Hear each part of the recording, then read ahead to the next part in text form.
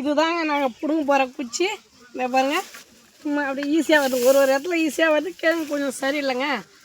நெல்லை அரிசியாக்கி அரிசியை அரியும் சிவனுமாக்கி உமியை உமையவளாக்குவது இந்த ஏழை விவசாயிகளின் திறமை. ஆனால் எங்கள் வாழ்க்கை முழுதும் வறுமை. அதற்கு காரணம் 5 வருஷத்துக்கு ஒரு தரம் இந்த விரல் வைக்கிற பற்றியா மைய. அதுதான் விவசாயினா. அதோடைய அர்த்தம் வியர்வை வடித்து சாகுபடி செய்து இந்த உலகத்துக்கு ஈவதால் இவன் பெயர் விவசாயி.